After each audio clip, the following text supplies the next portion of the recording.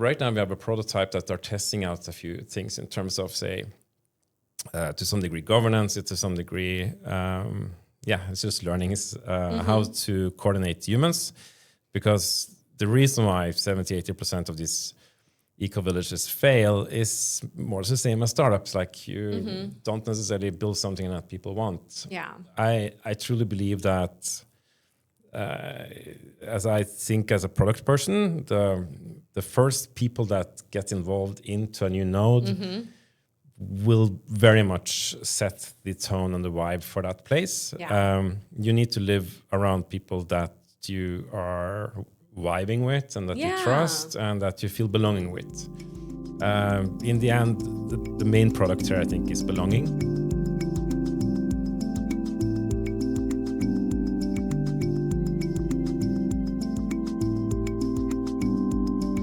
Geir, what does it mean to you to be a builder? Because I feel like that's a defining thread through our community and just basically this whole Amagi Village project. Pain. No.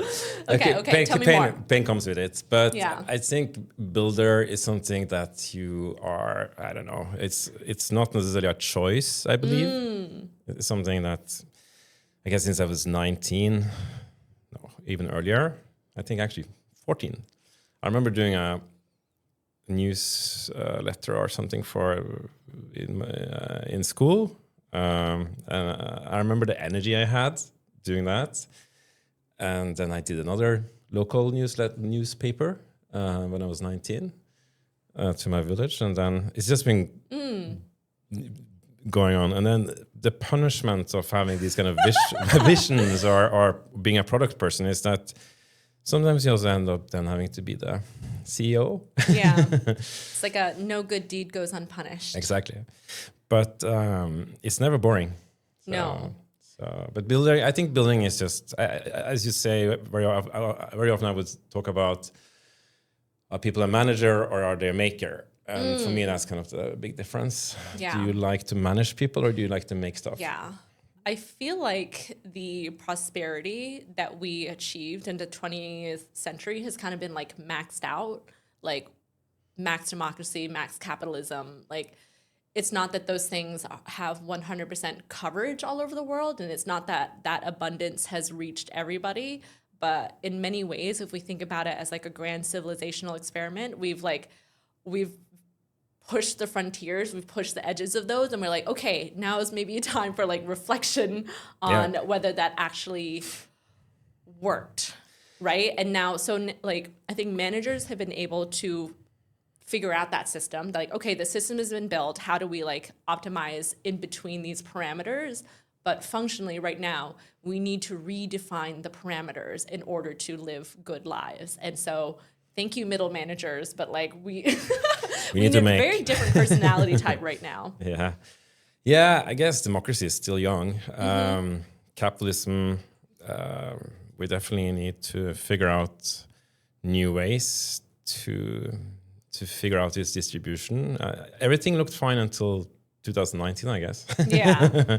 And then we all got to take a break, and now things doesn't necessarily look as optimistic at the moment. There's a lot of insane technology innovation. But yeah, democracy is clearly going through a challenge. Yeah, it's growing pains. Or maybe getting exposed a little bit. Yeah. I think something I've been reflecting on is just like the waters that we're swimming in as people trying to like build the future, right? We are sort of part of this community of like network state, of entrepreneurs, of startup people, like Web3, decentralized networks and opportunities.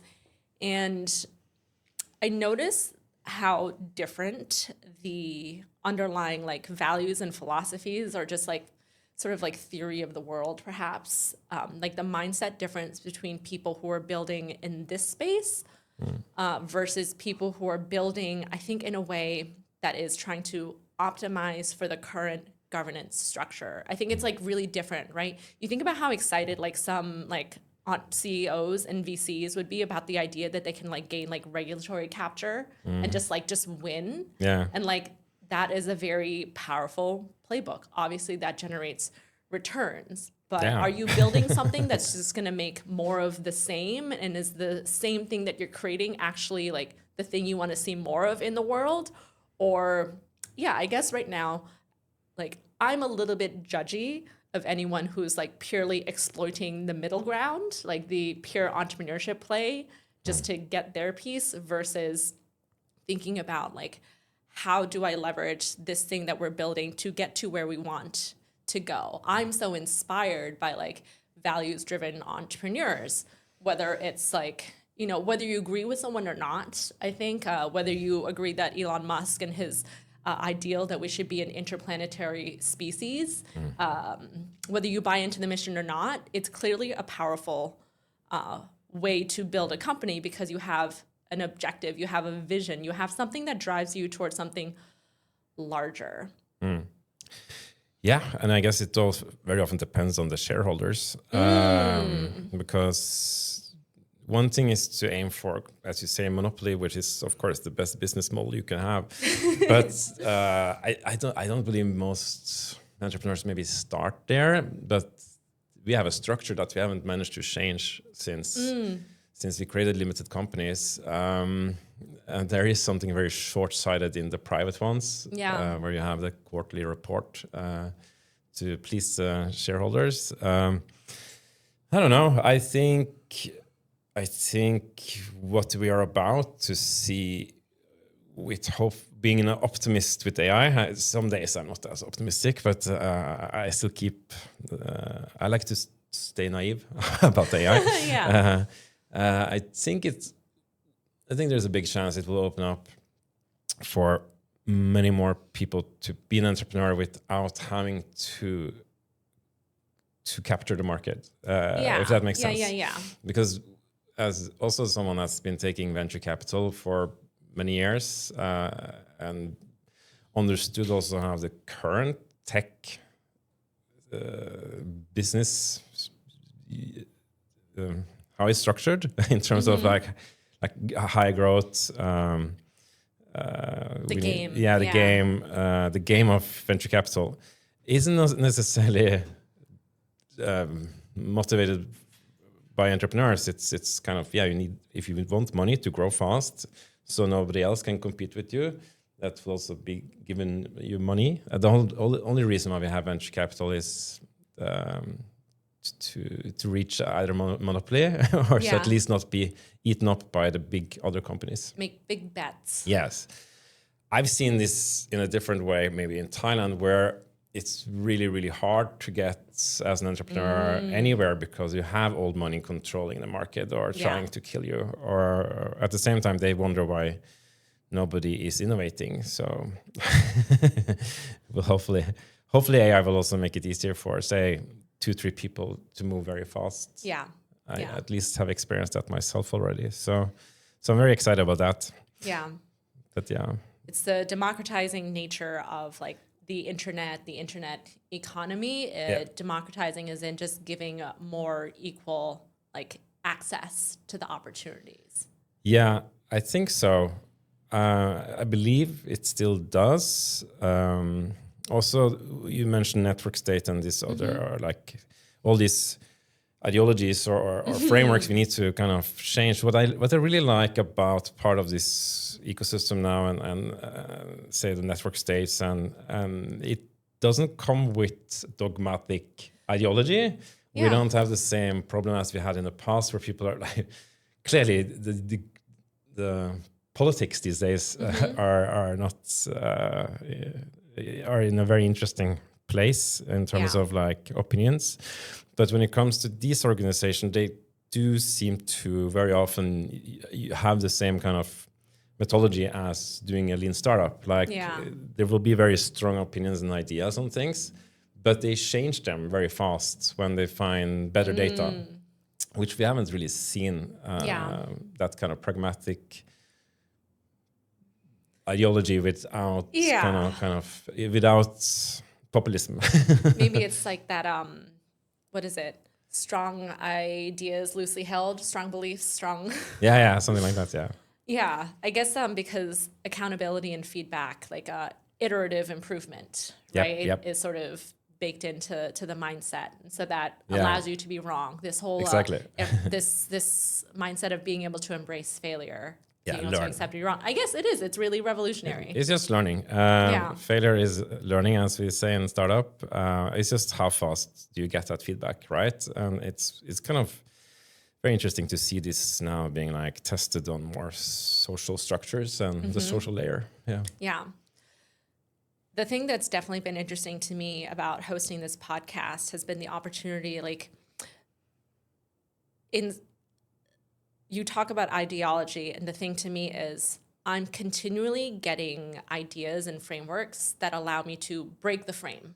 Yeah. You know, so much of the world is organized around just like left or right, this or that, and a lot of them are really like false dichotomies, right? But it can be so invisible when you're just like steeped in it, especially when like the whole like world of content and media can like thrive off of this like forcing you to like choose a team, choose a tribe. I'm not against tribalism. I think that that's a natural human instinct that we can like be aware of and to like nurture in good ways. Yeah. But it is like, right, I think that's when I'm always like, oh, I'm talking to someone like really smart, because like I thought that we were here and now I'm talking and I just realized like everything has just been opened up.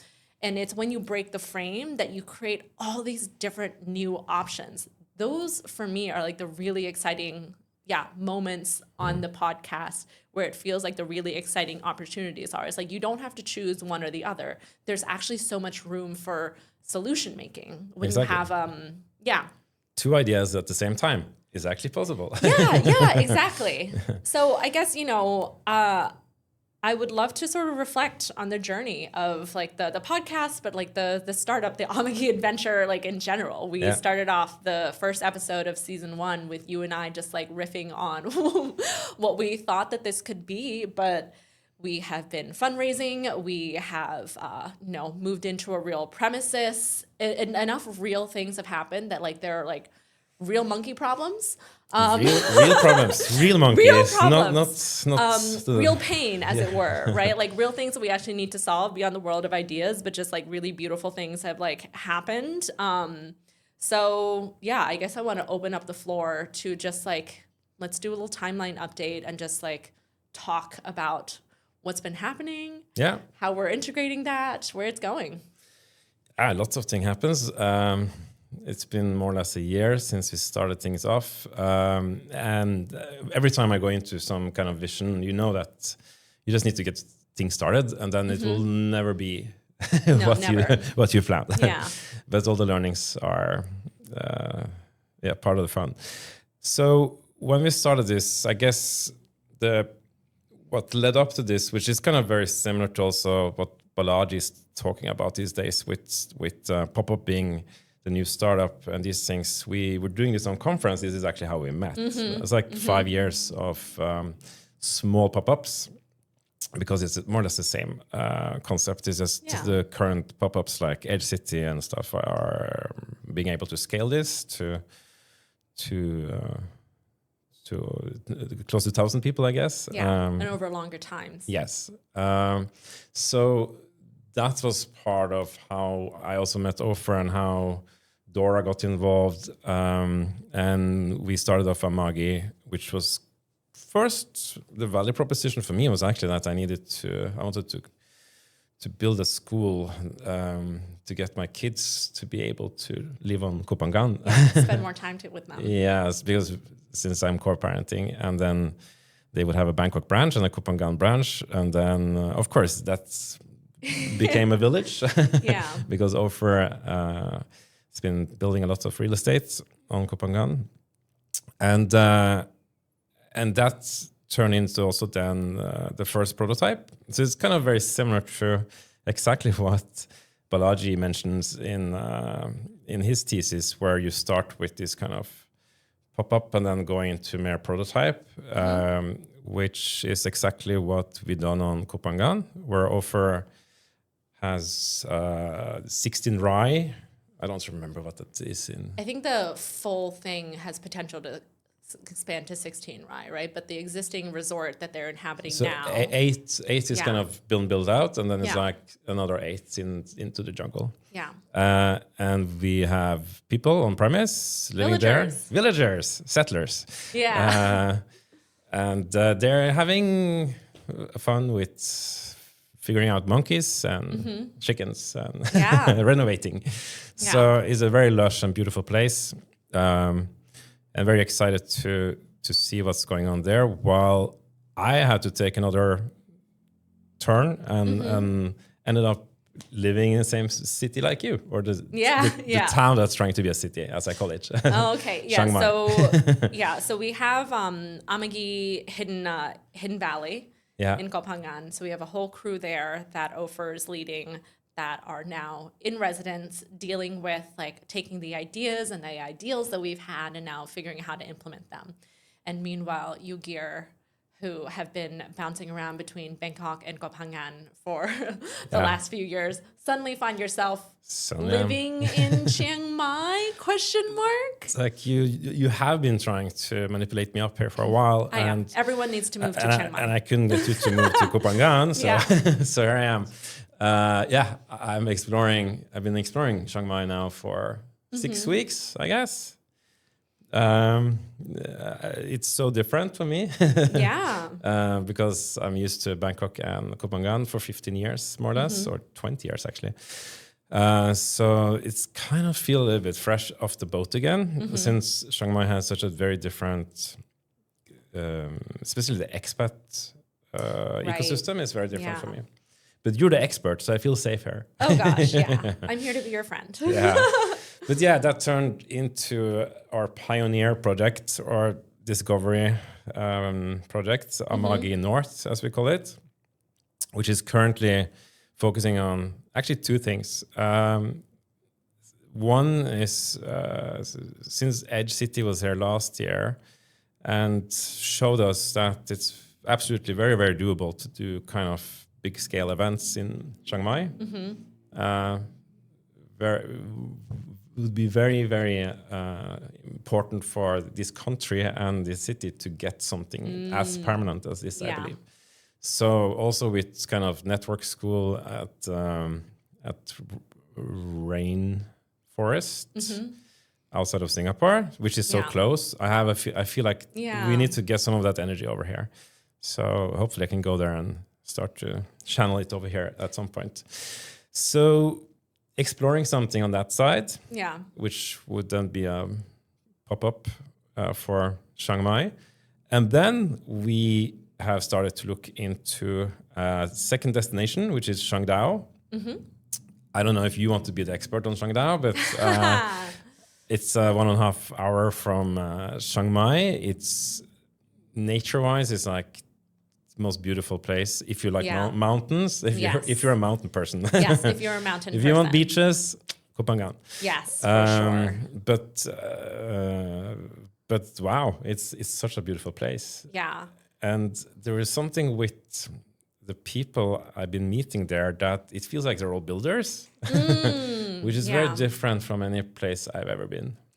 It feels like there's a very on-the-ground opportunity. I think precisely because Chiang Dao is not built up yet, which to me is, again, a very different energy than Koh Phangan, because I feel like Amagi is a solution for Koh Phangan, because while there is this wonderful wildlife reserve, nature reserve, right, the part that isn't reserved is in danger of being built up, right, in a way that is not really honoring the island's ecology or culture. And so that's where the team, Amagi on Koh Phangan, are really trying to do something to sort of set a good example, to try to put these ideas into practice, to test them, and ultimately, hopefully, share those with the local community.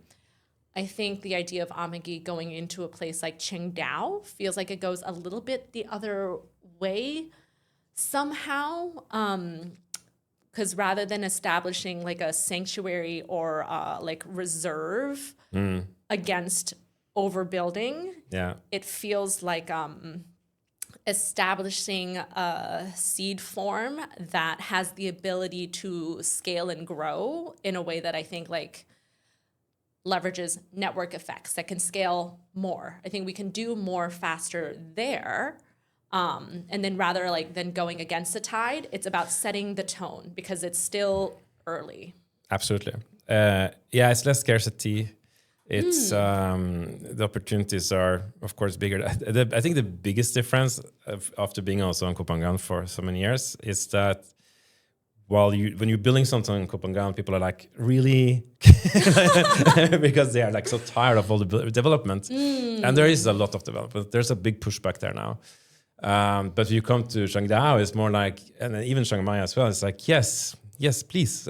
and people are actually wanting you to land is not such a scarce resource. That's just, we talk about these like bioregional networks and what cosmolocalism is. And it really is like, right, you're going to have a different ecology, you're going to have a different culture in different places. It's sharing certain ideas in common, but not being like trapped into the ideology and saying like, this is the only way to execute on a vision. It's like, no, this is how we execute on this beautiful shared vision in this place. We have to be adaptive. We have to be reverent to that local situation. We have to try to like manage things in a way that makes sense for the, so like, how do you see everything fitting in, right? Because as a collective for Amagi, we're trying to cohere on like a blueprint. We have like a thesis for how to build the future, but obviously that's going to look different in different places. So what do you see as like the core uniting visions? Like we cannot diverge from this, otherwise it becomes like, existential for like whether this is Amagi or not, versus what are the experiments that you think like, okay, we internally may have like slightly different ideas and let's like duke it out in the world of execution. Let's actually build it instead of like, we're not going to like sit here and like argue over who has the better idea. Let's just go like put it into practice and see what happens and what we can learn. Like talk to me about how you see, the umbrella versus like how the nodes fit into that. What do we share and what's a little bit like discrete? Exactly.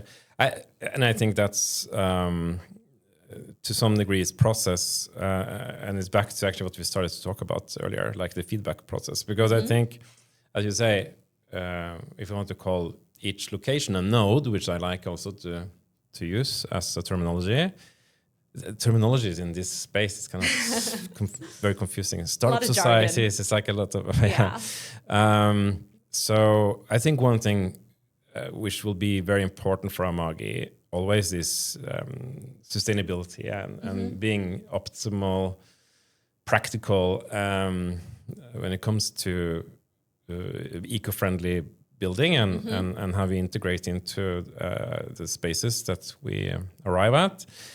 Then, other than that, yes, right now we have a prototype that are testing out a few things in terms of, say, to some degree governance, to some degree, it's just learning how to coordinate humans.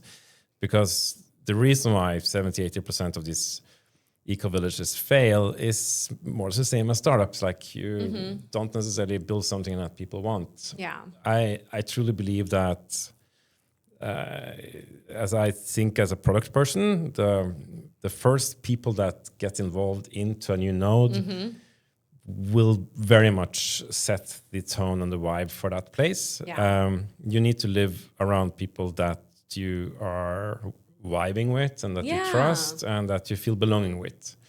In the end, the main product here, I think, is belonging, or main value proposition.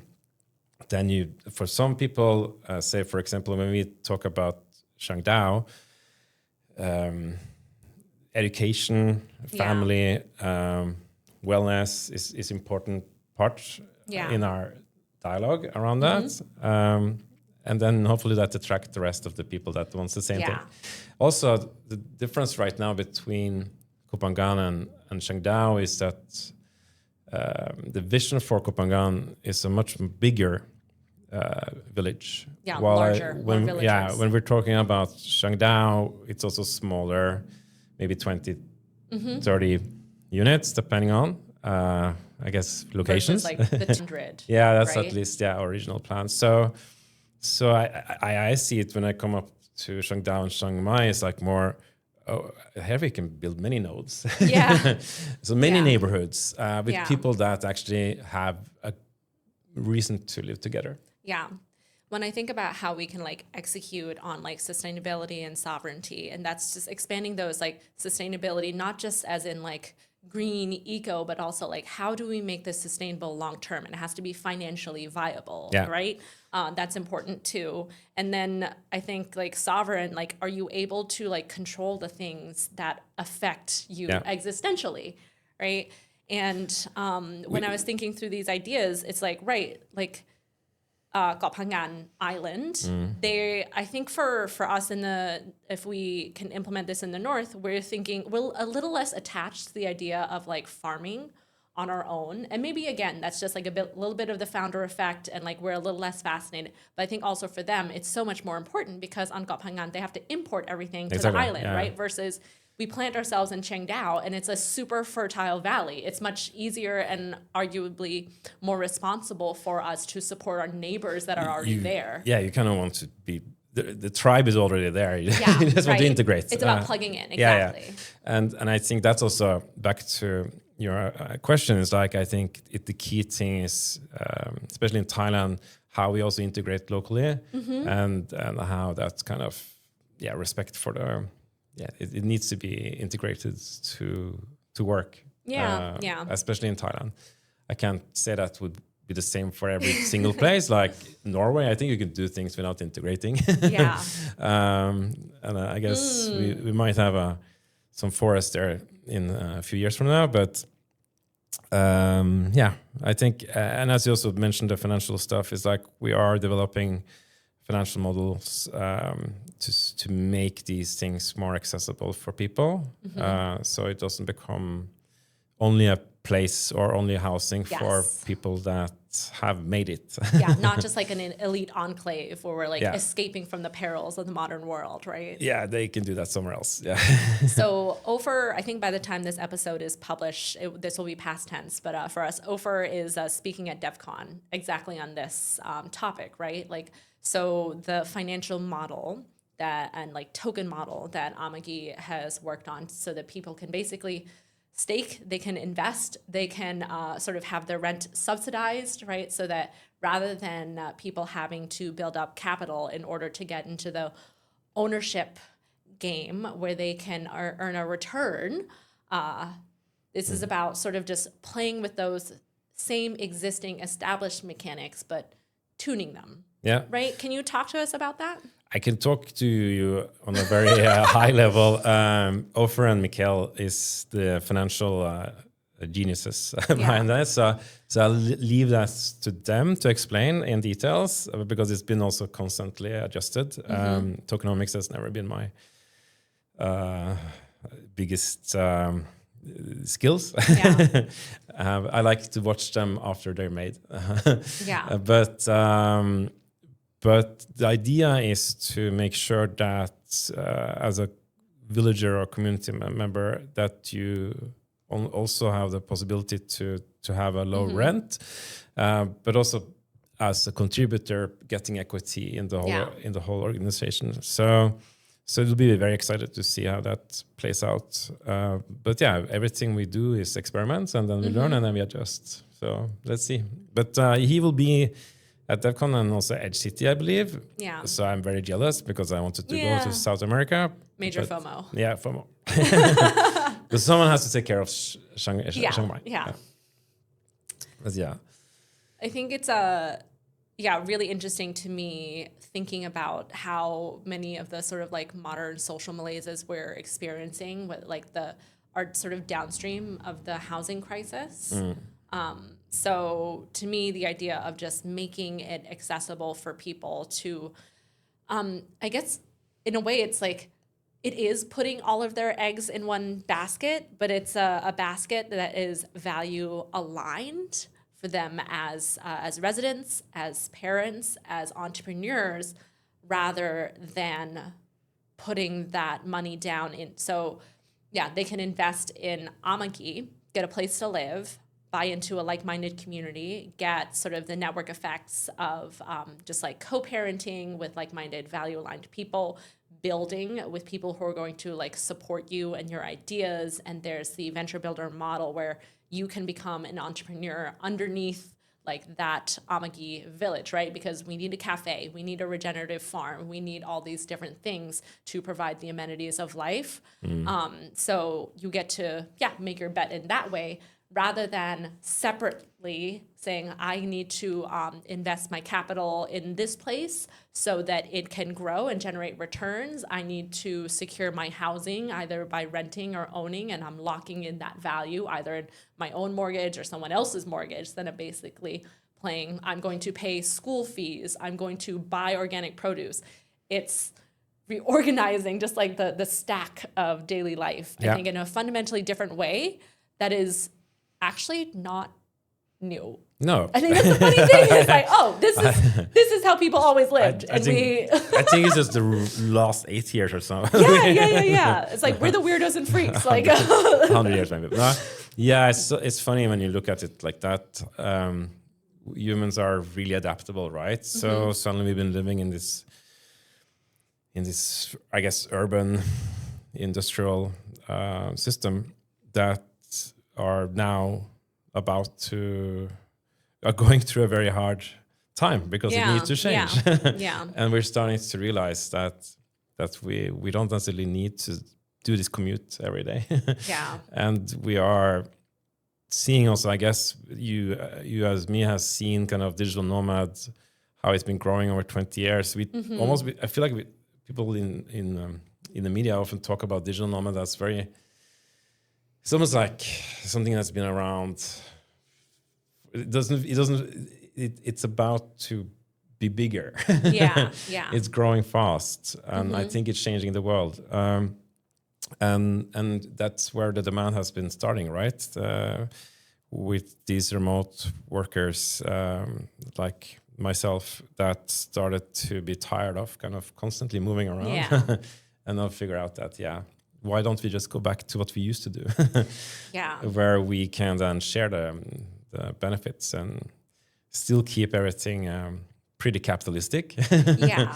But with an upside for everyone. It's like the world economy has always been fairly grounded, right? But we've unlocked things through like technological advances, faster shipping, better roads, clever financialization of things, different ways of like de-risking or networking that led us to our modern civilization. But you always, for a long time, not you all.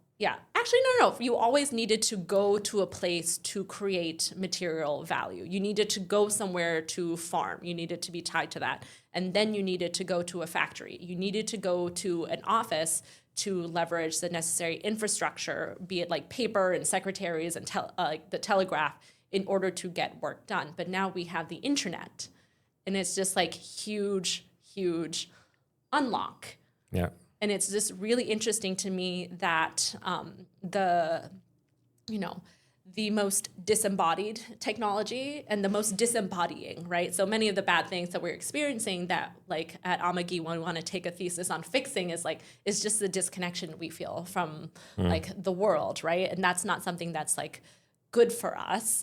But like where it is extremely useful is that, right, we are no longer fixed to our geography in terms of accessing opportunity. Like the economy is now everywhere. It's about creating the scaffolding, the support that makes living in that internet economy good versus like building cities where, because you have like a port or a river, and that just locks you to that place because that's where all the economies of scale will emerge. That's where all the efficiencies emerge. It's just a very different thesis for how to build out places. And to me, exciting because instead of being fixed to your geographical resources, I think there's a chance to build for livability.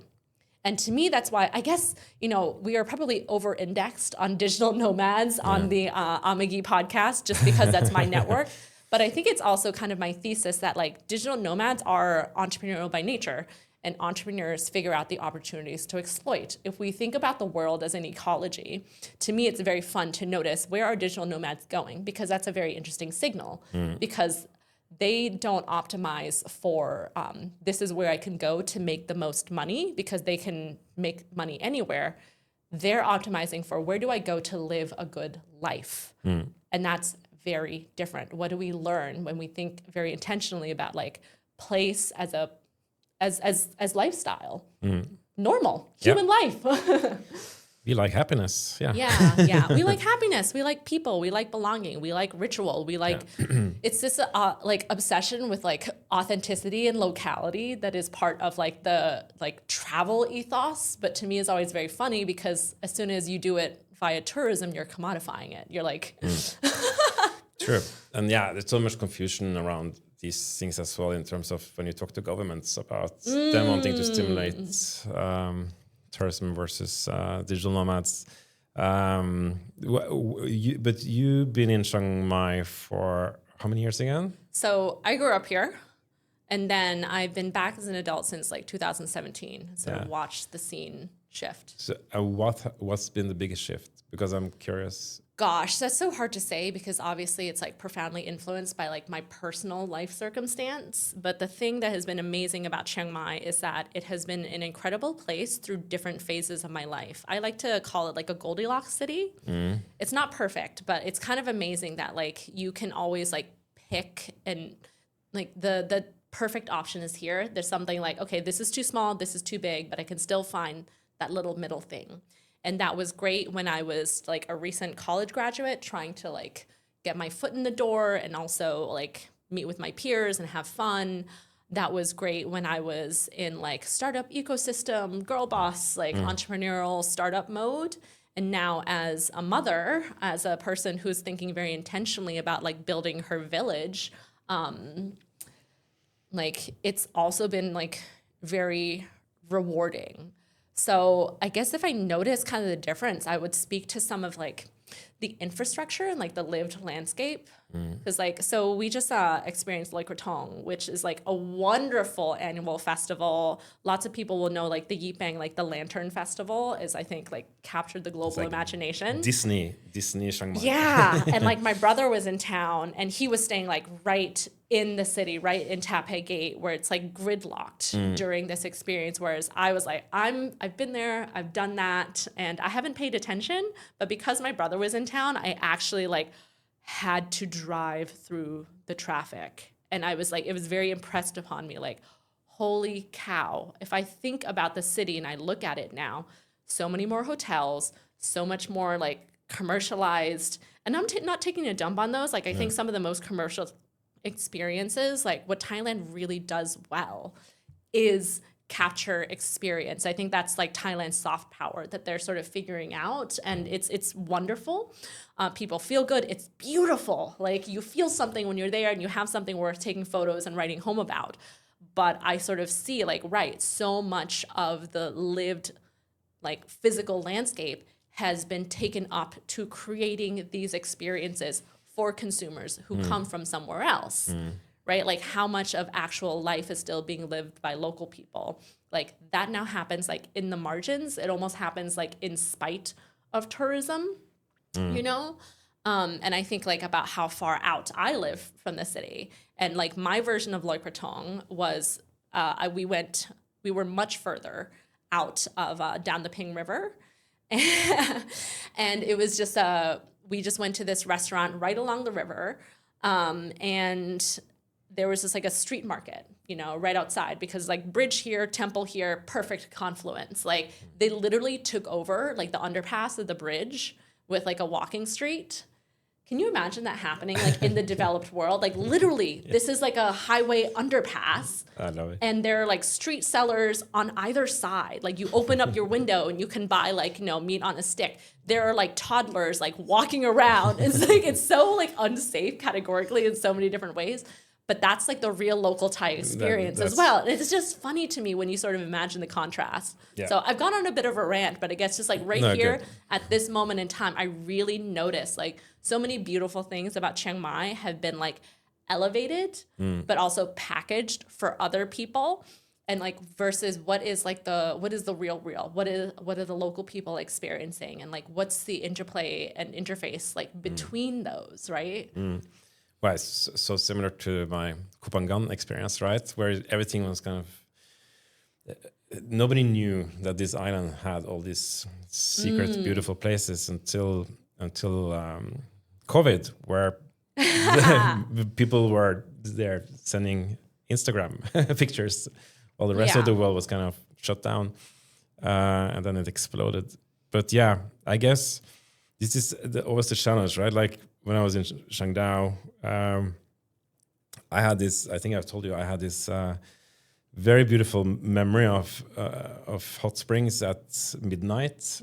Under stars. Wait, I want to set the stage. Okay. So something that I'm really excited to happen at Amagi Village, like in Koh Phangan, is that Ofer is planning his wedding for upcoming, and I think that's like great. That's so perfect because like it's like love, that's a unifying ritual that you want to be witnessed. You want to throw a party for your friends and really feel something. So as far as like testing a production capacity on like, can you create this experience there? It's going to be a fantastic test drive for the community. It gives them something to like very strictly build towards in terms of even just like what they prioritize for renovation. Yeah. So given that you and I have been talking about building a village together, but like you haven't even like hung out with my husband, and I have these friends who I might recruit, but like, will anyone get along? I decided to leverage the social cash of my birthday, and we got a little crew together to go up to Chiang Dao. So because the rest of us were all there with like tiny children after the celebrations, you know, we had bedtime, so we went home. But you, Geir, went on your own Chiang Dao adventure. I had to go discovery. Discovery mode, which at that Saturday we were at some opening of sauna ice baths. By the way, Chiang Mai, I never had as much sauna and ice bath in my life. So that's one of the perks. Really? Even compared to KP? Yeah. So funny. I don't know. It's like, I don't know. It's everywhere here. I can walk 2 minutes every time. Anyway, so you guys left, and I figured out that it's been maybe a few decades since I've had adventure in new places. Oh, because wow. I used to be nomadic. Dad mode, builder mode, head down. So, okay, let's see what's happening here. Even though I didn't have any transportation, I was like 3 hours walk from where we lived, I think. So I took my risk. And that ended up with meeting a lot of great people. As I said, everybody was building something. It made me feel like the whole Chiang Dao was kind of some kind of venture builder village already. Which really like speaks to me, right? But then another good friend before, I think it was like 10, just around the time when this event was closing, I was sitting around a bonfire, and then I randomly started to speak to someone that actually knew about us. Yeah. And then 10 minutes later, I was on a dirt bike getting driven to great food, great company, and then to a hot spring at midnight. And I should maybe not talk about these things, because then people will actually know that you can go there during midnight. Because it's gatekeeping. It's like that's how you destroy and leverage it up, right? Like or levitate it. The City of Stars, as Chiang Dao, the name means, really delivered. It was so beautiful. It was like best memory this year. Yeah, it is. It's like you sort of, you didn't know how you're gonna get home. You put your faith in the universe, but I guess you're in the right place with the right people, because it really delivered. More like you couldn't have planned for that. No. Right. That's how I ended up in this country. Yeah. Fair enough. Yeah, I love that. It's been very interesting uncovering the network there. And just seeing, so like my Finnish friend, who he and his wife built a home in Chiang Dao, like an off-grid home up in the hills, and then he introduced me to all sorts of other people who were building there. So there's, so we started at Elements Chiang Dao, right? So they opened a new sauna, ice bath, cold plunge, very like vibey place in the Valley, and then you went to, it was Microcosmos, right? Like the craft beer brewery over there. And it's just, that's interesting to me because it's like such a small town. And like there are really cute parts, but like let me be frank, if you drive down the main street of Chiang Dao, like I don't think you'd get it. Like if you didn't like get off the obvious beaten path, you would say like, what are they talking about? This is just like this is just like an ugly, quickly like developing samey like Thai town. What are you talking about? But if you get off the main drag of that very like unfortunate like standard Thai like build out, you get a Tesco Lotus, you get a Mr. DIY, like you actually see really interesting, unique things being created. And it's like, this town doesn't seem large enough to warrant like a craft beer brewery or this kind of thing. And yet people are saying like, I'm going to take a bet. Like, I'm going to build the thing and trust that people will come. And that to me is just very beautiful. That's builders. That's what we want. It is. It's like I don't know. I think that it is just a different, like a personality type, a different core motivation for people who build. They will endure the pain. It's like, I think the most generous way to frame it is like that pain, you know, that's just the human condition. Are you going to live through the pain created by someone else? Or are you going to like choose your pain and find meaning through it? Right? Easy. Yeah. Easy for you. But honestly, it feels scary for a lot of people. It's not obvious. I think there is just like a fork in humanity. It should be scary. You know how many times I burned out. Maybe not because of being a builder. I think it's sometimes because you may be building the wrong things or in the wrong ways, or your ego takes over. I don't know.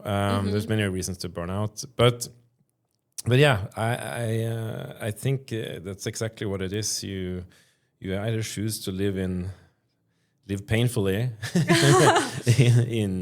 in commute or in with the wrong neighbors. I don't know, or you choose to pay off building. So So how worried are you about how dangerous is this product for you? How is this product? Project. Like in terms of pain. Gosh, it's a lot, you know, because I also think about like the emotional stake of just like where my family is living. This is obviously so deeply personal. The idea that like this isn't, if we do this, like it's not just like if we move our family in, you know, like these are our neighbors. This is our life. This is like every day. So I guess, you know, sort of figuring out like our version of like the pitch deck has just been like, that's always in my head. Like how does this relate to like my marriage and like my relationship with my husband and like what he needs in the world. And like, what does this say about like our vision for our children and the future and who's going to basically help raise them, right? It feels deeply personal, but I think it feels like alignment because like being a little brave in this aspect actually feels like it's very nourishing. You know, you go through the pain, you go do the hard thing, but I think burnout happens when you're not getting what you need back. Absolutely. And this feels almost dangerous because of that. It's like, it's been so fulfilling and so rewarding. And there's so many positive signals that there's almost a sense of just like, this is too good to be true. Yeah. Do you feel like that? I always worry when I feel like that.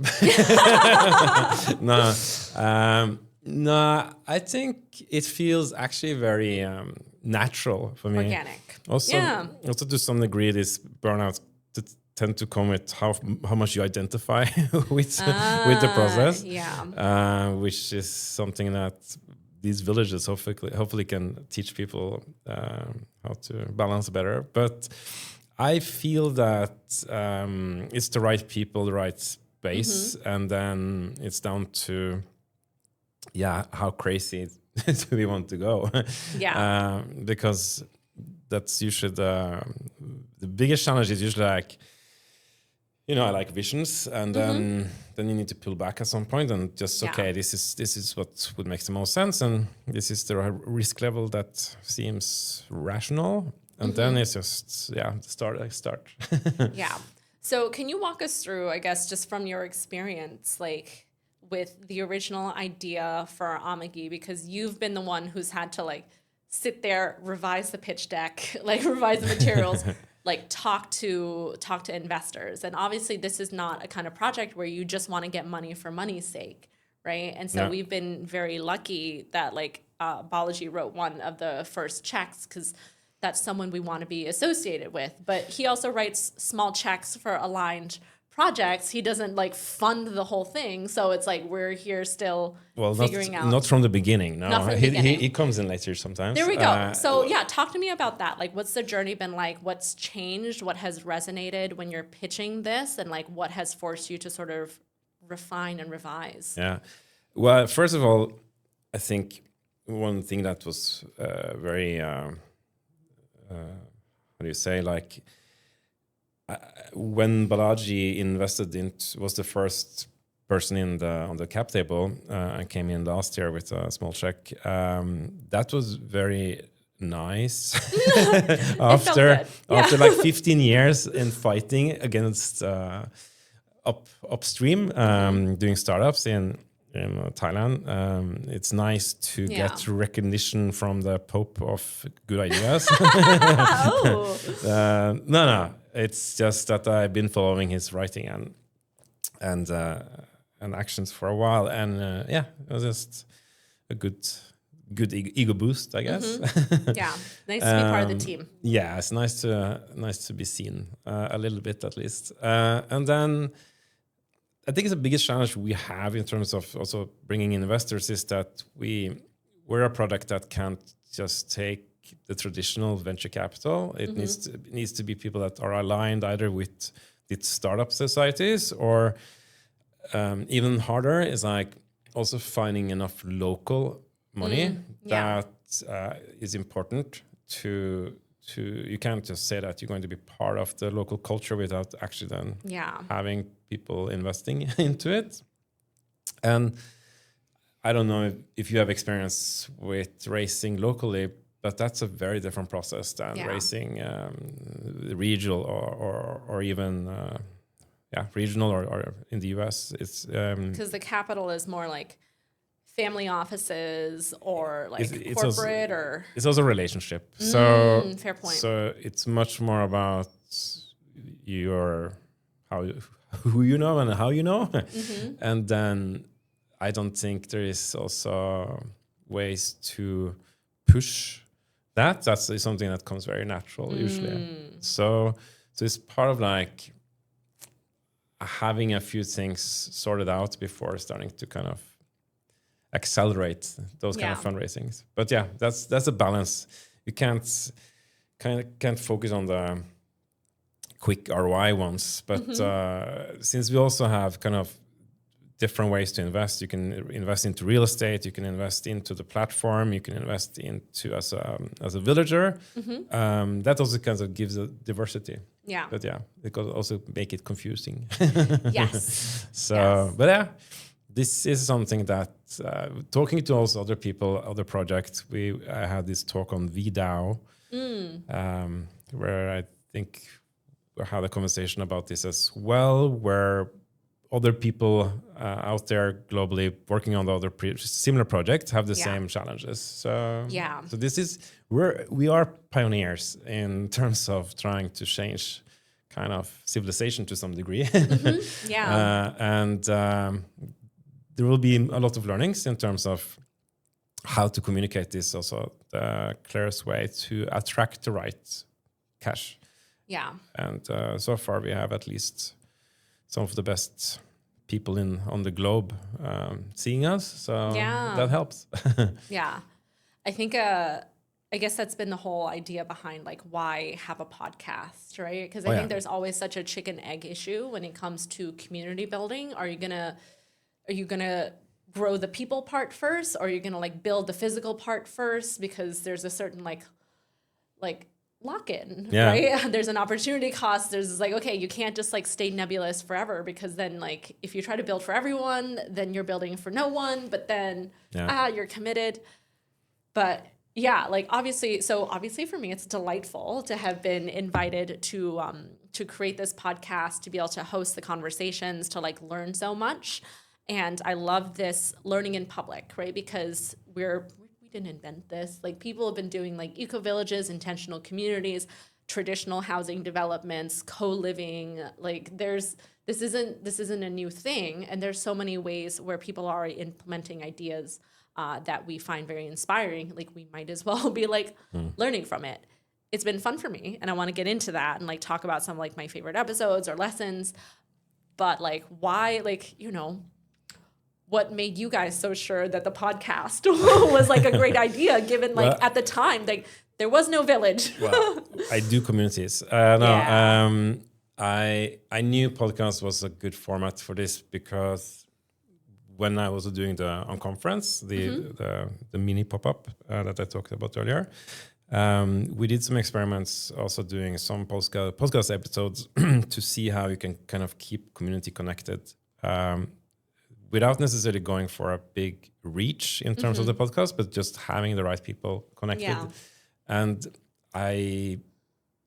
that was maybe not the first time I experienced, the first time I actually experienced that connection was listening to one of my Norwegian friends' podcasts back in Norway, and him talking a lot about, he was referencing a lot my old school in Norway, like the film school I went to, on the podcast. So it was a very personal kind of, the topics were very personal for me. So I felt really connected back to my past in Norway and my old school days, which kind of showed me that, you can connect with the community very easily when you just blabber for 2 hours now. But also, as you said, it's been working really well in terms of like, I knew that we didn't have the resources to travel around the world and see all these villages because that would be ideal. But having this podcast and your great work kind of delivering the people to us and also connecting with them. There's been like a handful of people that I didn't actually know that knew us because of the podcast. And we have someone also now working in Koh Phangan that more or less found us through, I think, Rosanna, that one had one episode, but also the podcast itself. So you're doing great. Thanks. Yeah. I guess it's nice when the assignment is about creating resonance rather than stressing about like pure amplification and like reaching as many listeners as possible. It's nice that this podcast feels like it's part of testing out the ideas, gathering new ideas, and it's all a very, like we said, like iterative process. Everything that we're doing is building back to like validating our ideas, testing our ideas, recruiting people, getting their new ideas, and just so on and so on. But it does feel like a very different mode of startup building. What's your favorite episode? I can't pick favorites, but definitely like, so we're back. What's your favorite child then? I know. Yeah, exactly. Right. I will say I really enjoyed my episode with Michelle Bowens. So we're in the studio where I recorded that episode with Michelle because it's just so nice to be here in Chiang Mai together. And so nice for me to like focus on the conversation rather than like stressing about like the technical aspects of getting the recording done. But gosh, he is just like such an intellectual heavyweight. It was like an honor to like engage in conversation with him, and he is such a nice man. Like also like we had coffee before, we went out to lunch after, and he's just, some smart people are assholes. You know, like it's just, they're like, especially when they're like in the world of ideas and they're so intellectual, but like Michelle is honestly such a sweet man. And you know, I could come into a conversation like that feeling intimidated, but even though he didn't really know much about me, I think he's been, you know, he is just such a student of the world that like after our podcast, he went and like found our white paper, went and like dove into the community. And that's like so gratifying for us, but it is also just the measure of just what a sweet person he is.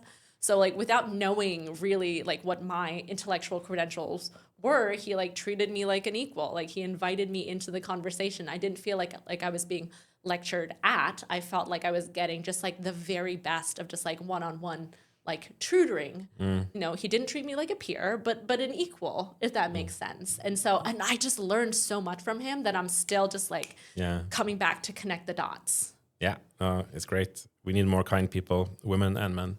Yeah. Yeah. And I think like so that was episode 1 of season 2. But I think if I go back to just very interesting to sort of see again like the network effects of how something like this takes place. So my friend Rosanna Lopez, who I did the episode with on season 1, before I had even published the episode we recorded, she started a whole new Telegram community. Yeah. And it's been amazing to see that take off because so it's called like this is also community. Yeah. And so she was just linking all the people and the places that she just spent the last year traveling. So if you go back and listen to that episode, she just talks about her journey as a digital nomad community builder now to very intentionally trying to plant some roots. So she had spent a year traveling around intentional communities all over the world. And it was just like through these like different networks from the podcast, from Rosanna, where we all like looped back. So I was able to sort of book guests. Like I just released an episode with Manoj from Oroville. So it's like such a famous community that people have heard about. But again, this is the thing that like feeds itself. It's such a nice like positive feedback loop that's like reinforcing because like, right, this person then leads to this person. And ultimately, like what we're building is something, I guess that's what's different. Like, this is a relational product. Like literally we are trying to create a platform. Like that's what the product is, right? Amagi is the product that you're consuming is like, these are the relationships that you're going to have, that you're going to nurture, that you're going to like, that are going to nurture you back, hopefully. Yeah. Absolutely. It is relations as actually any industry usually are depending a lot on your relations. Of course. That actually is the world. But this is a very different because it's so distributed because as you said, these people are actually floating around a little bit visiting different villages as well. And that's great when you have capacity to do that, but not always easy. And it was fun to talk to my friend like George Samuels, who again thinks a lot about like AI and the future and technology and civilization, but then just have a candid conversation with him about like what married life is like now, right? And how that's like changed his thinking. It's like if you purely live the world of ideas for their ideas and you don't put it into practice, like what does that mean? Like so it's getting to sort of like bridge that divide because of the type of product that this is. And getting to talk to like Patry Friedman, who's like, that was definitely a conversation I was like intimidated to have, but then ultimately talking about to him about like where he lives in Austin and like how important it is that he is living near like near his kids' friends, because that's how people like you can build a whole pitch deck around like your theories of how people like invest in property or buy homes, et cetera, et cetera. But at the end of the day, like right, like that's how parents make decisions. Like who's my kid gonna play with, and that's relevant for some person who has like no internet presence and no cult of personality around them. That's as important for just like the average person as it is for someone of like an elevated status, like who's sort of like leading big, like important projects like Patry. It's like, right, we are all the same. Our kids matter to us. And that's also the nice thing. Yeah. So I guess that's how we will build them with your kids will actually, their friends will be the decision makers there, I guess. I guess in the end, because that like brings us back full circle, right? That for you was like, where are my girls going to go to school? That's like still the thing you're trying to execute on. And it's changed even just across like the last year, right? But that's ultimately the problem that you still need to solve. Yeah, now they will be teachers, of course, by the time we finish. No, we can do it. We can do it. Yeah, we can do it. Or at least babysitters.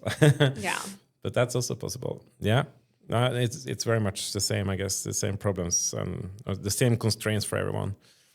Yeah. And, so I know that in addition to just keeping the podcast going, like that's the big thing on my to-do list is to keep, continuing to host these conversations and just keep the conversation going online. We're also trying to find time to go back to Chiang Dao because you can't read the signs or talk to the people. I can try. So that's part of the assignment as well. It's like we need to actually go look at the land, right? Because they've on KP, they did that. They vetted the relationships. They found the nice landlord. They figured out what the relationship was going to be with the local Thai community. Yeah. If we're we still need to pick a place in Chiang Dao, but what else is sort of on your to-do list for Amagi? For Amagi right now, Amagi North especially, which we're kind of operating a little bit separately. We're doing fundraising. I am also looking for partners for the Chiang Mai pop-up, since I would also integrate with locals. There's we know a lot of great people here. I'm not going to name all of them because I can do that when we figure out our partnerships. Then you can do an episode. No pressure. It's like proposing in public, right? And also God, I hope they say yes. Also, I'm still a freshman here. I need to tread a little bit careful and make sure that these partnerships are there, that I'm not, we don't need to compete. I want to make sure that what we create, we're creating something that's adding value and that we can find the best synergies with the locals. So I think that in itself, the hardest part with this for me, thank God I have you here, because when it came to Koh Phangan, I had 5-6 years of understanding of that island before we started anything. Bangkok, 10 years. I'm not naive about going into a new space and think I understand everything. So I know it's one step at a time. But I think we already have some kind of core set pioneers ready, and now it's just about let's find a space to put the flag. Yeah. But that's the main focus. Yeah. And so where are you at? Because Balaji published is sort of, very much validating this whole idea of the pop-up, something that's sort of been emerging, right? I sort of see it as the natural child of conferences, and that whole professional format turned into unconferences, and then you had holidays turn into retreats, very intentional containers, right? And those two things have come together to sort of mix the personal and the professional to create the pop-up experience, right? Whether that's Edge City, our friends that we spoke to, Janine, one of the co-founders earlier this season, or something like Network School, which I guess they run year-round, but they also do cohorts. Yeah, right. They do cohorts and a fellowship, as far as I understand. Yeah. And they're also constantly evolving, right, and emerging into their next iteration. And for us, I think that's the same thing. For me, it's almost that jump from doing that on conference, which had 50 people, to maybe go to closer to 500 or 800 or 1,000, and having just Edge City kind of validating what's possible to do. But at the same time, as long as they don't want to come back, because I would also like them back. But it is in part test driving, right? So people who have not experienced Thailand before, but vibe with the idea, have gone through the deck, and they're yes, but I'm not ready to say sign me up yet, because literally my family has never spent time in Thailand. Exactly. It's giving just a soft landing, a little bit of a soft sales pitch for something like that. Actually try it out, and it's a chance for us to test drive the local infrastructure and figure out this is something that we need to productize or put on ourselves to some extent. This is something that the local infrastructure already does really well, and we just don't have to worry about that so much, right? But it is. So what are so we want to do a pop-up next year. We want to do it in Chiang Mai, not up in Chiang Dao province, but in Chiang Mai city. Yeah, let's not put too much pain on us. It depends, of course, on the size. If I would do something similar to the conference, I think Chiang Dao actually is perfect for that. But let's think a little bit bigger and go for that. There's also things happening in Chiang Dao that's not necessarily on people's radar. That's also aligned very well with these kind of events that might be some synergies with, without me ruining that by talking too much about it. So that will most likely get most of the energy while we are exploring the real estate. These things cannot necessarily be. It's the challenging thing with this is like you can't accelerate this and turn it into a fast-paced product. We have some people we need to bring from abroad to explore with us. We have a few people here and there. Again, I don't know if that's as one node or two nodes, because I think it's not going to be that much difference between making one or two. At the end of the day, scale. Yeah. But yeah, again, it's always the people and the first pioneers who is ready. Yeah.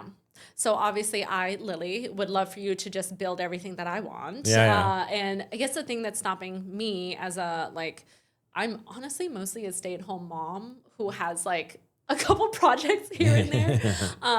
It's been wonderful to get these invitations to go to things like network school or like conferences that are just like really interesting, like co-living pop-ups like that.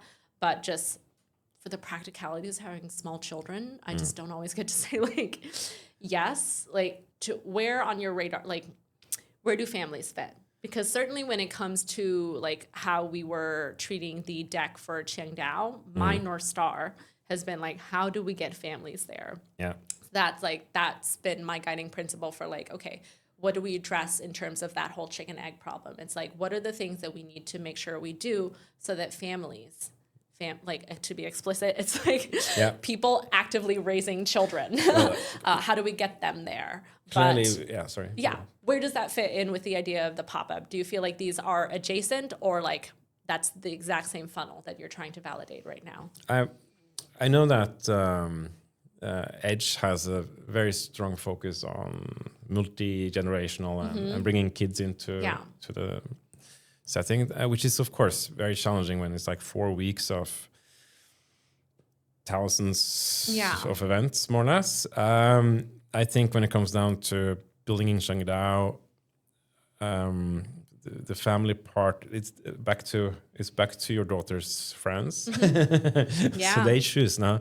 I think education is a key pillar to make it work, because that's at least been the biggest challenge for me with remote work and kind of floating around between Koh Phangan, Bangkok and Chiang Mai, which sounds amazing, but it's actually very, very challenging when you have kids, especially when you want to be with them all the time. So that's kind of also where I'm spending a little bit focus right now, trying to figure out what kind of solutions are easy and ready to implement to kind of cover the basics for the future of our children's education, which has so much more possibilities now from what it used to have just a few years ago. So I think it's back to like, why didn't this happen before? Because, well, first of all, post-war society is falling apart, but also these technologies that just makes so many of these things that in the past felt like, I just want to do that, but it's actually more complicated. And just the fact that solar and batteries are kind of just starting to be actually affordable to solve energy challenges. How that impact a place like this in terms of just also then safety, all these things that we need for our kids. But education, I would just say, should be the pillar anyway, because it's lifelong learning now. Things are moving so fast, so it's not even about just the kids learning. And then I guess, in the pop-up context, it's not just maybe there's a handful of like families who are already world schooling who would commit to a random pop-up if it happened in like September, October, sometime later around next all year. the other conferences. Just piggybacking on them. That's a good idea. But like a lot of families really just aren't able to just pull their kids out of school for a month for something like that, are they? Or it's a tough pitch to convince them to do that. It's a tough pitch. I don't think it's for everyone, especially the pop-up version of it. I think if the pop-up is organized in a way that cater to. I have a dream to just travel for 4 or 5 months with the kids, to just explore different villages and get education through that. Yeah. Let's see. Is that like maybe like a separate pitch deck? Like, can we get someone to sponsor Geir's world tour with the girls? Yeah, that's a separate pitch deck. Yeah, for the pop-up, I would say it depends a little bit. I think there is things we can do in Thailand that I think would be very hard and expensive to do other places. So without having gone too much into the details on how to solve that with families and kids, at least I think most of the challenge with me wanting to take part of content and the kids also needing content is either like, who are the kids going to be around, and am I feeling safe, and maybe how many nannies can we have? Yeah. It's things that we can do there that is very hard to do somewhere else. Yeah. For now, while we have not figured out kind of the perfect setting up. It's also hard to know exactly which problems you end up needing solving, because like you think like, okay, X many kids will require X many nannies. But then when the dynamics actually emerge, so like going back to the weekend we just spent in Chiang Dao with all my like these families and all these kids that we're friends with, I actually like loved the breakfast buffet every morning because like the sort of, the dining room where this was served was like open air, and it was like directly adjacent to this huge lawn. Yeah. So this situation where like, I'm sure many moms can relate, just being able to just like finish your meal is hard sometimes. And you need to like pull in a spouse, just accept that you're going to like drink cold coffee and eat cold eggs. But suddenly you don't have that problem anymore. You realize like, oh, this is a fake problem of like suburban nuclear family living versus like if there's just a bunch of kids nearby and the parents are just over here at a table eating with each other and the kids are just playing and they come back and you can like shove bits of food in their mouth opportunistically. It's just like, right. Like which solution am I actually designing for? Because like we fundamentally redo the system and it's different. And that to me now is like, I wasn't thinking about that before in terms of like, what do we physically build? But now I'm like, in terms of like high ROI investments, I'm like, I want that. I want that every day. I want like a buffet breakfast that I don't have to think about. And like, in terms of like what you're paying for, like buying like eggs and bacon or whatever you're putting on, like that's money so well spent, I think, just to make breakfast like an easy anchoring ritual no one has to think about. And the kids are just there. Like floating around. It's like, oh, wow, that can just happen. Yeah, that's how it should be. I think we can solve that part. This is how I grew up, and it has been the hardest part for me to have kids especially in the city. Is not having that freedom, and it's not very complicated. Yeah. So and now we have drones to just make sure that they don't jump in the river. No. Yeah. So I guess then, because I always want to make sure we anchor into the real world, because that's like we're trying to build an environment, physical infrastructure, amenities, homes, like literally homes where you're going to live. And so I want to make sure that we don't just talk about like regenerative, tokenomics, all these like ideas, things like, so for you, Geir, like how do you see spending your day in Amagi Village? Like I wanted to ask you that. When you have like you go first, like like you have your twin girls, you wake up, like, you know, just describe to me your day that you're hoping to like have and what that means place wise. Yeah, I think I can break it down into hours. It's about waking up and most likely having some time for yourself. So you get so in my case, that would mean some breath work. And now I'm doing transcendental meditation, which is what I need to make sure I stay present. and of course, the kids these days would usually need to go to school at these hours. Like, say if I wake up at 6 a.m., then you're limited how much time you actually get to yourself. Yeah, you gotta like get them to school. Why do they? Why they should be sleeping? Especially as they're approaching their like teen years, right? Yeah, we just know their biology is different. So anyway, and as soon as they can maybe walk to school, ideally, and I can start my work after sharing some breakfast. I hope that it's possible to work not too far from where they're doing their work. Yeah. And that there is some synergy between those places in terms of co-working and education. Yeah. And then ideally get my coffee, which I'm a coffee snob. Yep. Well, thank God you're in Chiang Mai. And I know that your husband are as well. So yeah, we're at the right place. Yeah. I got trained by one of the best baristas in the world, so can't go back. It is. It's one of those things like you're ruined forever. Ruined. Like, yeah, even if I figure out it's unhealthy, I would like. But yeah, it's the best place in the world to drink. The coffee here is it's so good. Yeah. So yeah, if I'm being optimistic, I might squeeze in yoga and gym that day after lunch. Also, the food is hopefully in the same 100 meters. Yeah. And there's so much things we can do technology-wise now that could optimize your daily menu and make it both sustainable but also local and healthy. Yeah.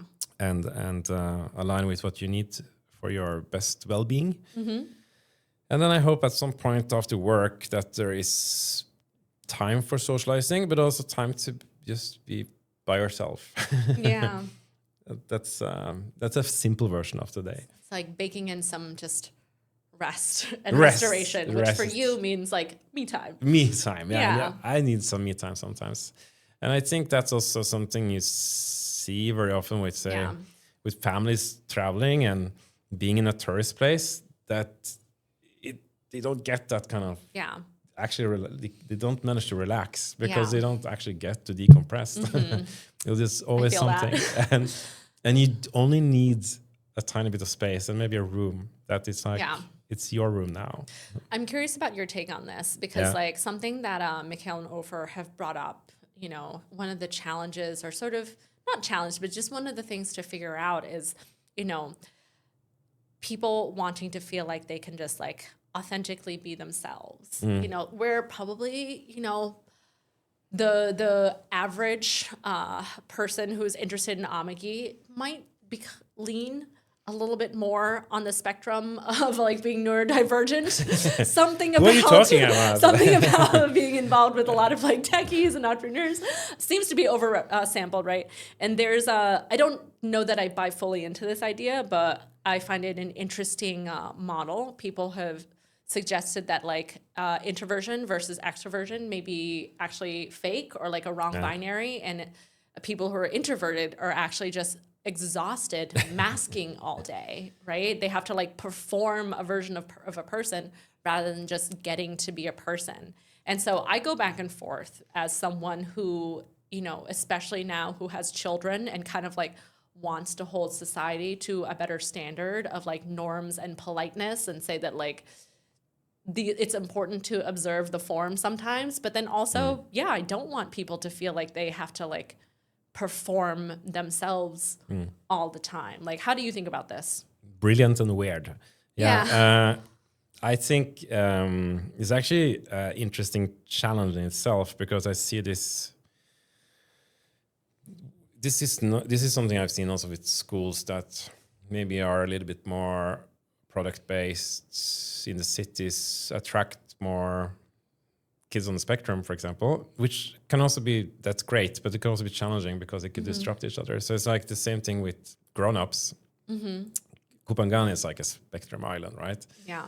And there's something interesting in that in terms of like, what do you say? Like all nuclear families are the same, but all broken families are different. So, meaning that that could be great. That you have a bunch of people on the spectrum, but also it could be really challenging when you start to mirror each other. Yeah. And what I used to call with my ex was like Harry Potter moment, when it's like both people on the spectrum is like spiraling downwards. So I'm talking about all the challenges that can come with that. Real human dynamics. But I totally agree with the possibilities that introvert and extrovert is kind of some kind of concept that it feels much more anecdotal, at least. I feel like the masking part is the big energy drain. Yeah. And how do you design for that when you expect then that most of the people around you are going to be a little bit, unfortunately, showing you who you are? Yeah. I'm going to say something that's a bit controversial. So if anyone out there tries to cancel us, please cancel Lily and not Geir or the Amagi podcast. The views expressed here are my own. But one of the things that makes me interested about this project as well is the idea, to what extent is neurodivergence or things like ADHD just a metabolism, biological, gut biome issue? We don't know for sure. These things are very complex. And to me, it's very interesting is like, okay, if you get a bunch of people exhibiting these behaviors, but you just give them abundant sunshine and address their vitamin D deficiency, which is like chronic, right? If you give them they give them whole organic foods, they're living a good diet, they are grounded, they're literally walking barefoot, touching the earth. We can like mitigate the EMF in the environment. We can slow down. We can have like clean air, and we have a supportive, healthy social context. Like that's very important too. Like if we put people in this environment, I think about it as like, is it possible to like factory reset humans? And it's trying to figure out like what nature intended for us, like how we evolved versus how we've adapted to modern society. Because it's not that we want to like revert to the evolutionary mean. We don't want to have to like live so close to the edge of survival, right? But there is something about how our bodies adapted. And I'm just like, it's about tweaking the dial and just being a little bit more intentional about that in like the day-to-day, like lived, built environment. I think it's worth testing. That's just one of the things to me that's like so interesting are these things that, I don't want to like label anything like a mental health disorder, but it's just like, can we create a village that basically tries to like nullify the DSM-4 or 5 or whatever volume we're at? Make them into normies? Yeah, no, it's not make them into normies, but it's just to say that like, hey, what are like so many things that we pathologize? Like, what if these are fake problems? These are artifacts of modern life rather than anything actually being wrong with these people. Yeah. What's wrong? These people are actually having like totally normal biological reactions to a weird world. And we should, instead of pathologizing them, say like, these are instructions for fixing the world. Yeah, I think it's maybe not factory resetting the people. I think it's a factory reset of society because it doesn't really matter if biology-wise it will change the brain structure as long as people can feel that their daily life is now aligned with how they are doing their best. It's like having ADHD and then you have 1 or 2 days this week that you do 2 weeks of work. As long as you can adapt to that. Correct that, But I find it also very interesting because, as I said, living on Koh Phangan, I don't think vitamin D will help. They're already half naked and like plenty sun exposed. I think maybe it makes people There's more. Still something else. Yeah. Nah, I don't know. I think it's very interesting to be in so many environments where people get also attracted to the energy. Like I don't know. I feel like my last 5 years, I don't know any normies anymore. So I don't know what to do. Yeah. But I do believe that society has been forced down on a lot of people for too long, and we definitely designed for that individualist way of living. Yeah. That as a community, as with belonging. Yeah. Because I think that's the biggest challenge that people also with all normies are on the spectrum. They still need belonging to feel that's still connected. human. Yeah, and that's usually what they also struggle with. Yeah. And I think this is where like our choice of Thailand as a place to sort of try to like anchor our models is also interesting, because I think the other side of something like decentralization, right, I think is this idea of subsidiarity, right, like devolving governance to the lowest like capable unit. And that is not something that you can typically get the powers that be to buy into. Like, why would power willingly give up power? It's just not how the dynamics tend to play out. But what's unique here in Thailand is that you have a stable, functional state, and you can put asterisks on that because there's going to be much valid criticism, but we have enough of that in Thailand. Yeah. But there's also enough of a gap that people can still insert themselves. There's enough freedom here to establish that authority in and of yourself, and to like sort of take ownership, take stewardship, choose to be responsible for this, because the state hasn't already like made everything their business. It's not like fighting against regulation in like Europe. Yeah. Whereas like, not to trash on Europe, but like if you're literally trying to do something decentralized. Go ahead. But no, it's like if you're literally trying to do something decentralized, like do you want to have to fight the system, or do you want to have the freedom to build the parallel architecture and then like wait for the opportunity where they're going to come meet? That was an interesting discussion, by the way, on the Oroville episode, because like they've been around in India, and like they did the regenerative thing before sustainability was a hype word. And like now the Indian state apparatus has grown, and now they're experiencing these power clashes. But like, how good for them that they get to experience it like 30, 40, like actually no, 19, like 60s, 70s, like, decades into their development, rather than like, that being something that I have to fight against, like right at their inception. So I think I think it is not a coincidence that we are here in Thailand trying to make two bets here, because I think there's like enough freedom to try to do this.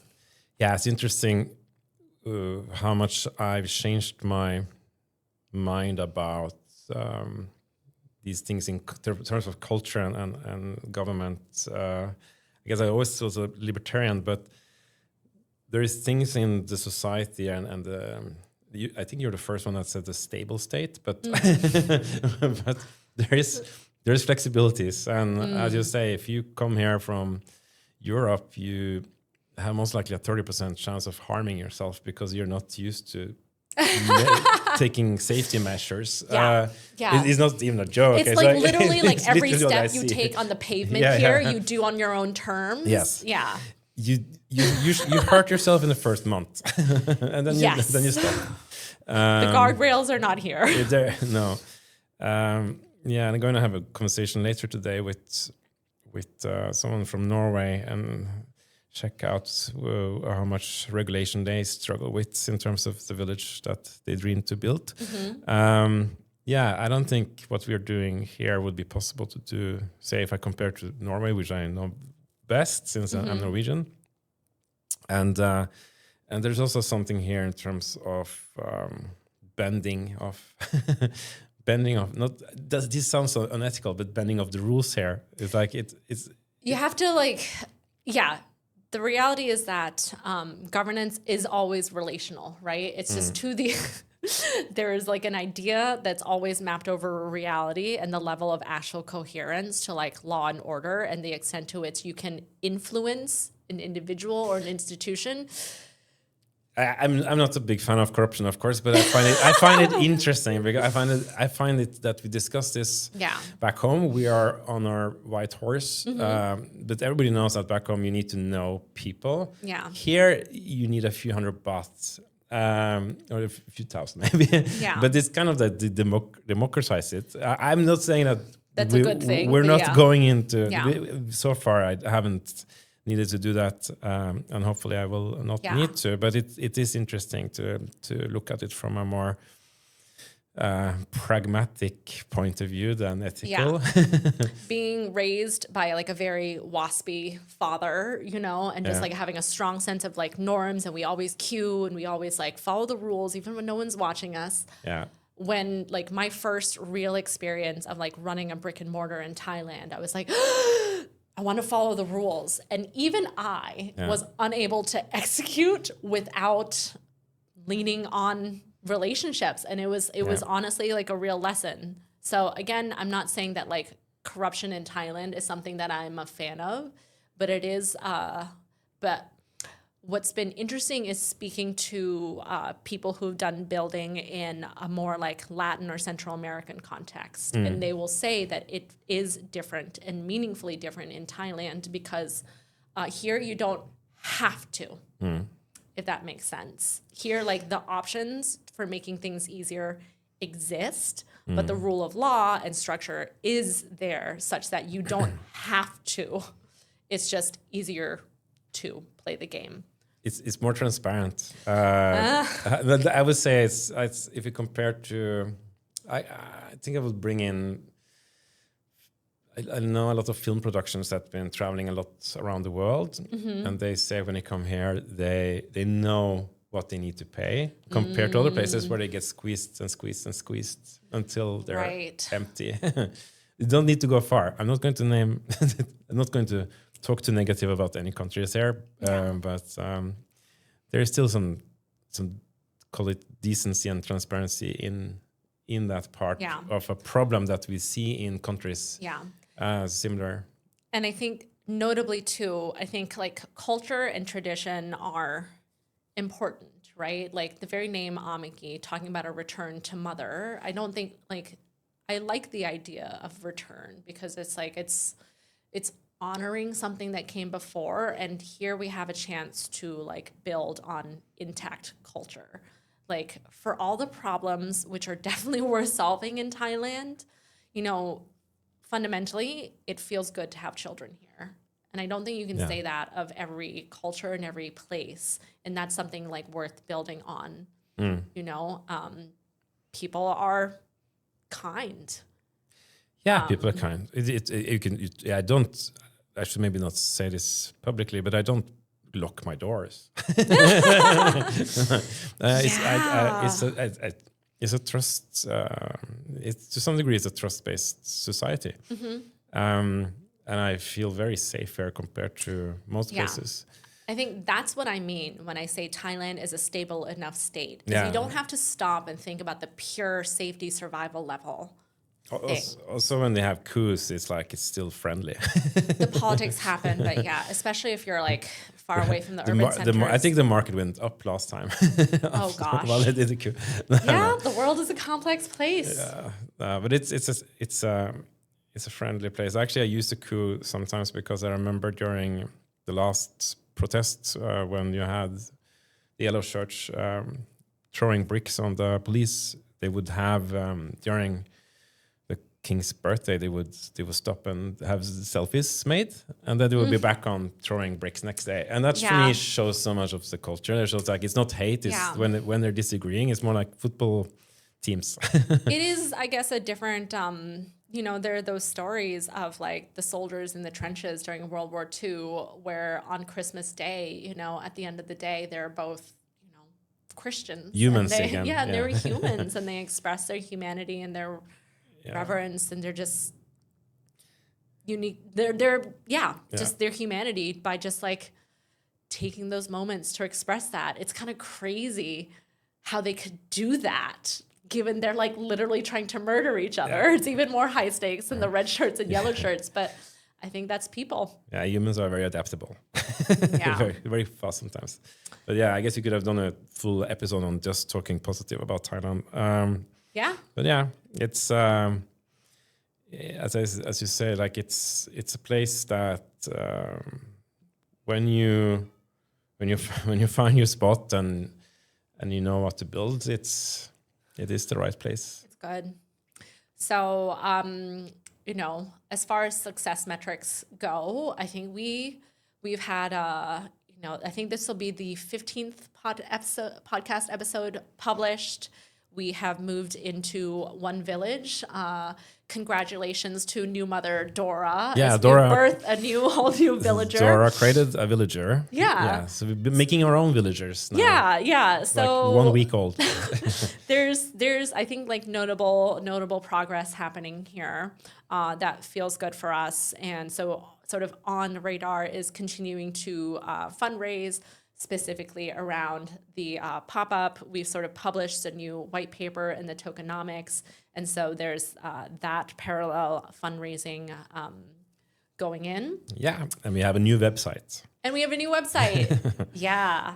These things always require some catching up. Yeah. And so I guess, on the podcast, because this is where network effects and like asking for help become so critical, I have a couple more guests secured already upcoming for this season. But who do you want to talk to? Like, who's on our wish list? If anyone's like listening and like we can like hear, like, who do you want to talk to? What are some of the conversations that you think we still need to have? Like, I've gotten so much, so like Samuel Delesk at Traditional Dream Factory to me was like a wonderful conversation because like digital nomads, Portugal, someone who's already doing a regenerative village, like DAOs, just like weaving together all those circles has been like so good. I was so happy to finally talk to someone at Oroville because like I felt like we were lacking the perspective of like an elder. And again, I think we're a little bit overrepresented for like digital nomads, remote workers, as well as like pure tech startup community builders. Those are rich veins to mine, but I also want to make sure we have like a balanced perspective on building community. So like that's me and my editorial focus. But like, where are you at? Like, who do you want us to talk to on the podcast?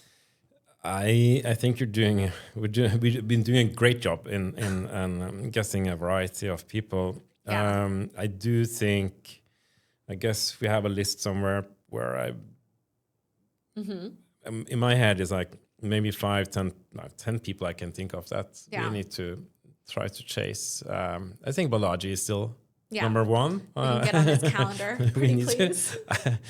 I know it might be just a 10-minute podcast. Okay, I'll take it. 10 minutes of apology. We'll start to chase him.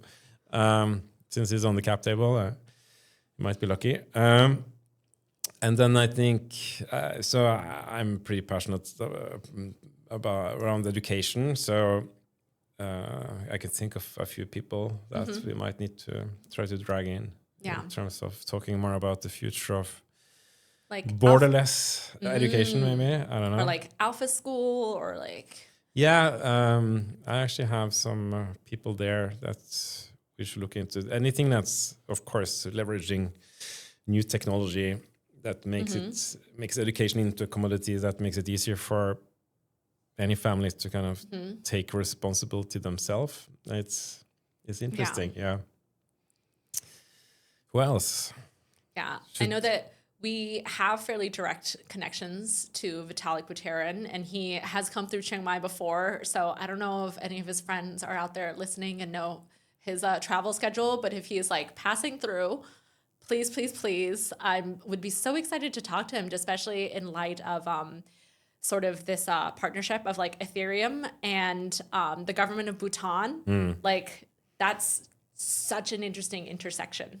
Yeah. And that's where I feel like we're creating the future. We're like running interesting experiments. So he's pretty high on my list there. We have some interesting Bhutan connections actually that we might need to reach out to. Fellow Buddhist nation. There's so many ways we could go with that. Yeah, no. So there's a few local local names. I would like some more Thai people. Fair. Hey, totally fair, dude. And I could do better on that. And I can think about a few. Talking positively about Thailand, I think like Wonderfruit, and it's one of those amazing festivals that showed me very early on all the culture and art here. And I think we have some founders there that you should reach out to maybe. Do we have a Wonderfruit Amagi camp already? Not officially. Not officially, since it always takes a little bit of energy. Yeah. And I think we have briefly talked to some people on the team, but let's see. We should hopefully be representing. Nice. But yeah, the list is long. I would like Naval to explain how we should build the best possible village. Yeah.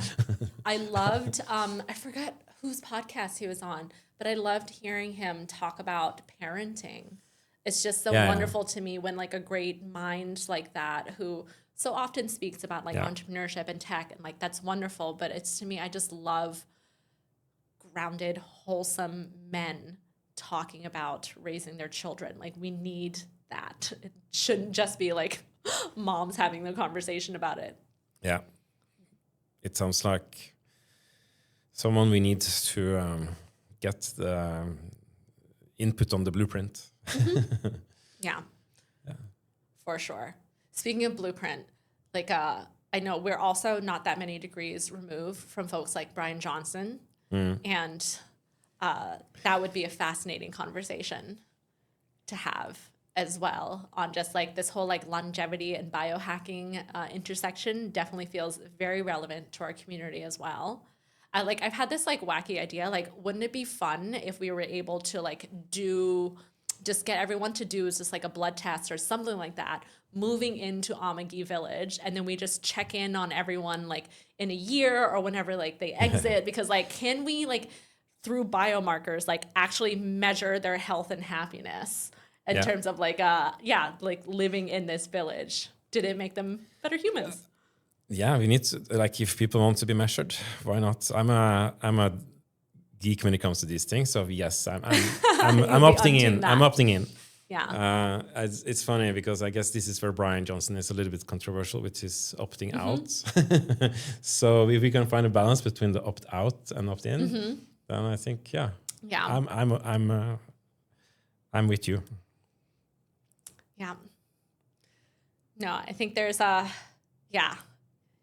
many different directions and conversations this podcast can go in. So yeah, it's worth saying just like thank you again, because just even the prospect of talking knobology and someone like of that stature is exciting, and it's just a fun thing to just like be someone like just be like a nerd, like a nerdy mom living in Chiang Mai, but through the power of the internet and like new media to be able to just like engage with the ideas created, the ideas that are like building the future, but the chance that like I could even like have a conversation with the people actually doing that is just it's just really tremendous. It's fun.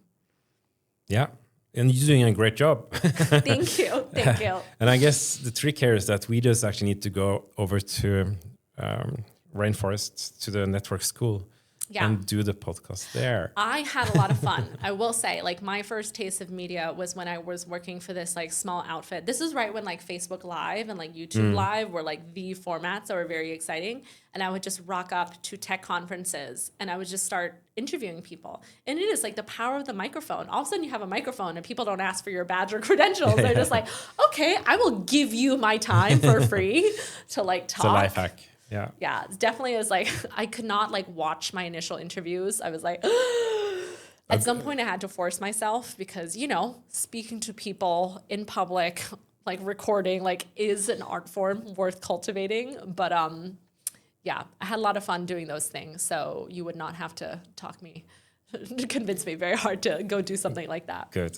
I could tell it was, I can do scouting. Yeah. I knew that this was a safe bet. Yeah. Yeah. And so sort of ending, I think like on a personal note, with you and your chronic burnout and just, just being homeless and figuring it out, like, how have you been like feeling? Like, what are you feeling in your body through this Amagi building journey? And like, what are you trying to... Yeah. That's a massive question. Cue another hour of the podcast. Yeah, this is another hour. No, this has been a very challenging year. So when I started this project, I was, of course, very excited about finding kind of some purpose after a few, I would say like a year of making sure that I didn't go back into this kind of constant burnout loop. And somewhere in January or around December, January, I got a little bit sick, which kind of put me into a pretty downward loop while doing all this. Yeah. So it's been actually kind of very challenging year. I think 2025 has been very challenging for a lot of people because I've seen a lot of people affected, both work-wise, relationship-wise. I became single, which was very painful, and I also, to some degree, became homeless 2 times. So now I'm technically nomadic, while at least exploring Chiang Mai. So I think it all usually is for something, the good reason for everything. But yeah, the good thing about it is like, it took me to this place that I guess I needed to be for experience surrender, as a lot of people have been talking about in KP. Yeah. But I don't think KP was not the place for me to learn it. since I didn't necessarily see much.